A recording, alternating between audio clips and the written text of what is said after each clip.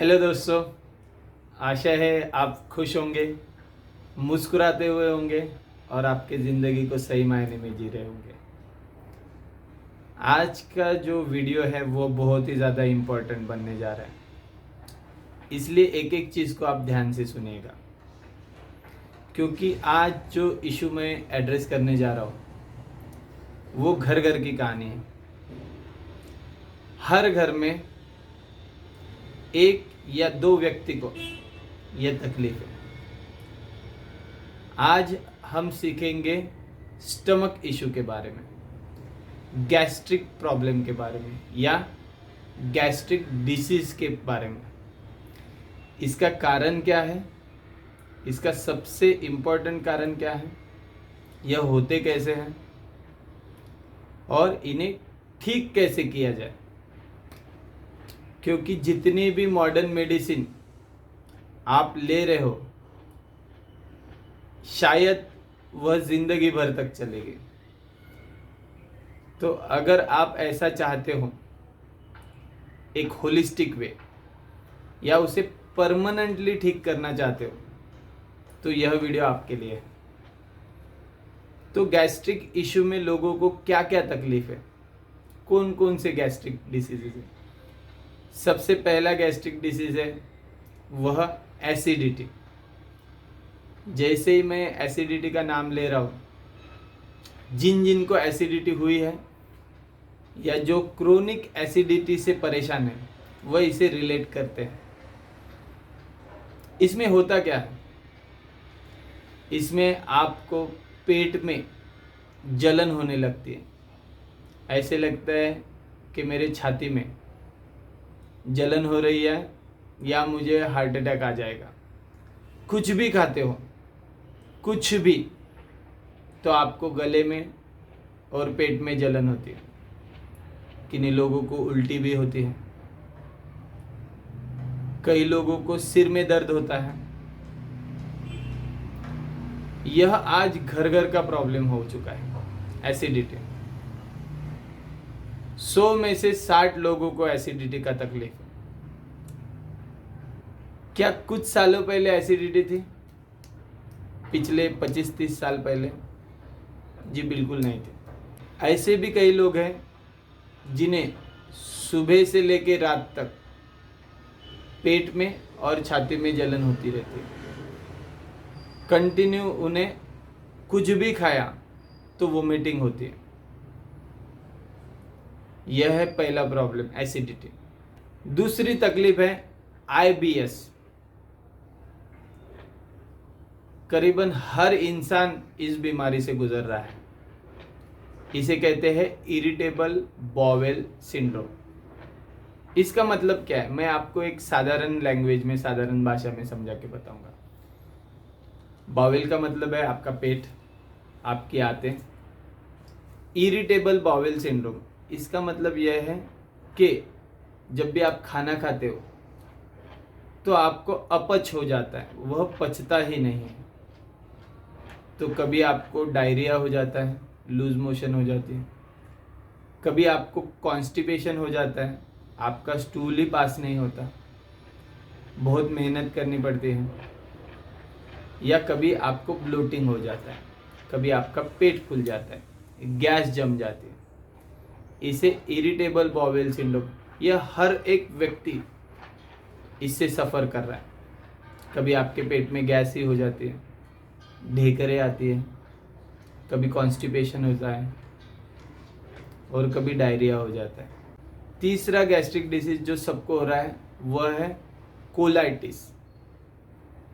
इसको सरल भाषा में कहेंगे कि आपके आंतों में छाले हो जाते हैं और वह बहुत ही पेनफुल होता है। कभी कभी आपको स्टूल के साथ आपका ब्लड निकलता है, पेट में ऐंठन आ जाती है और आपको सीवियर पेट दर्द होता है। आप कुछ भी खाते हो तो वह तुरंत पास हो जाता है, या स्टूल के साथ बहुत ज़्यादा ब्लीडिंग होती है और आगे में जाके यही कोलाइटिस स्टमक कैंसर का रीज़न बनता है। तीसरा स्टमक प्रॉब्लम है गैस। आप कुछ भी खाते हो तो आपका पेट फूल जाता है, या तो वह गैस ऊपर से पास होती है या फिर वह गैस नीचे से पास होती है। और जब भी वह गैस पास नहीं होती तो आपको एंग्जाइटी, बेचैनी होने लगती है। कभी कभी तो कुछ पेशेंट को सांस भी लेना नहीं होता है। अगर इस वीडियो को कोई सबसे ज़्यादा अगर रिलेट कर सकेगा तो वह इंसान जो सीवियर या क्रोनिक एसिडिटी से गुजर रहा है या क्रोनिक कोलाइटिस से गुजर रहा है। अब इन स्टमक इशू का कारण क्या है? तो इनके दो कारण हैं। सबसे पहला कारण है डाइट, गलत आहार, और दूसरा कारण है माइंड, साइकोलॉजिकल रीज़न।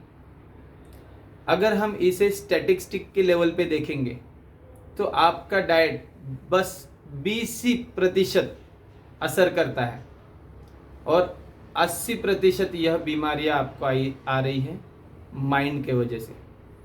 तो बात करते हैं डाइट की।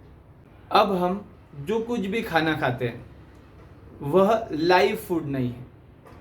या तो हम फ्राइड फूड खाते हैं या डाइड फूड खाते हैं, मतलब मरा हुआ खाना खाते हैं या फिर तला हुआ खाना खाते हैं। आपकी पसंदीदा चीज़ें ही देख लीजिए, क्या है? वड़ा पाव, चिप्स, कचौरी, पैटीज, बर्गर, पिज़्ज़ा। बेसिकली जब आप ड्राइड या फ्राइड फूड खाते हैं तो वह फूड जाके सबसे पहले वह जाता है हमारे स्टमक में, और हमारा जो हाइड्रोक्लोरिक एसिड है जिसका मेन काम है विघटन करना, उसकी मात्रा बढ़ जाती है, जिसके वजह से आपको एसिडिटी होती है। जब वह खाना नीचे जाता है तो वह आपकी बड़ी आंतों में और आपकी छोटी आंतों में चिपक जाता है, जिसकी वजह से आपको कॉन्स्टिपेशन होता है और वह खाना पास नहीं होता। आप आपके बेसिन को ही देख लीजिए, अगर बेसिन में कुछ कचरा अटक जाए या वह चोक हो जाए तो क्या हो जाता है? पूरी जो गंदगी है ऊपर से निकलती है। बस इसी तरह अगर आपने आपके आंतों को हेल्दी नहीं रखा तो धीरे धीरे यह स्टमक प्रॉब्लम शुरू हो जाता है। इसका और एक कारण है हंगरलेस ईटिंग और ओवर ईटिंग। हंगरलेस ईटिंग का मतलब है जब भी हमें भूख भी नहीं लगी है फिर भी हम ढेर सारा खाना खाते हैं। और दूसरा रीज़न है ओवर ईटिंग, यानी हमारा पेट भरा हुआ है फिर भी हम उसमें और खाना लोड कर रहे हैं। तो जब भी आप हंगरलेस ईटिंग और ओवर ईटिंग करते हो, आपकी जो मेटाबॉलिक एक्टिविटी है वह पूरी तरीके से इम्बैलेंस हो जाती है और उसी के वजह से आपको यह डाइजेस्टिव डिसीजेस आते हैं। यह हो गया डाइट का पार्ट। तो आपने खाना क्या चाहिए? तो आप आपके खाने में ऐसी चीज़ों को ऐड करो जिसमें बहुत ज़्यादा फाइबर हो और उसमें बहुत ज़्यादा पानी हो, जैसे कि सैलड और ग्रीन वेजिटेबल। यह हो गया डाइट का पार्ट जो सिर्फ 20% है। अब आते हैं 80% माइंड पे। आपके ऑलमोस्ट जितने भी ध्यान से सुनिएगा, आपके जितने भी डाइजेस्टिव डिसीजेस चल रहे हैं, या वह कोलाइटिस हो या वह एसिडिटी हो या वह कॉन्स्टिपेशन हो, वह गैस हो, यह सारे डिसीज साइकोसोमेटिक है। साइको का मतलब है माइंड और सोमा का मतलब है बॉडी। वह शुरू ही आपके माइंड से हुए हैं और धीरे धीरे जाके वह आपके पेट में चले गए। इसका सबसे बड़ा रीज़न है, सबसे बड़ा digestive undigested anger about someone और समथिंग, यानी कोई सिचुएशन, सर्कमस्टांसेस या कोई घटना, पर mostly it is due to undigested anger about someone. तो अब जितने भी लोग इस इश्यू से परेशान हैं, या वो एसिडिटी हो, कोलाइटिस हो, गैस हो, आईबीएस हो, कॉन्स्टिपेशन हो, तो याद कीजिए कि आपने किसके प्रति गुस्सा रखा है।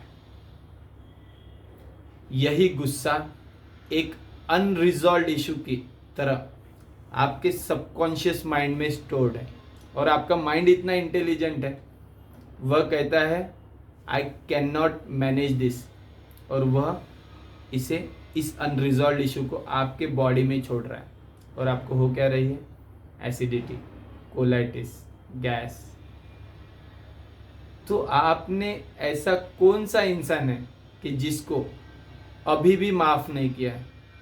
आप उस आग को लेके, उस पॉइजन को लेके अभी भी बैठे हो, और वह पॉइजन क्या कर रहा है, आपके डाइजेस्टिव सिस्टम को खराब कर रहा है। याद रखिएगा, अगर आपको कोलाइटिस क्रोनिक है, बहुत सालों से है, तो यह एक प्री कैंसरस कंडीशन है, यानी कैंसर के पहले की चेतावनी। तो आप कहोगे यहाँ तक तो ठीक है, आप कहोगे कि आपने तो बता दिया कि यह होते कैसे, क्या इसे ठीक भी किया जा सकता है? जी, अगर आप मॉडर्न मेडिसिन ले रहे हो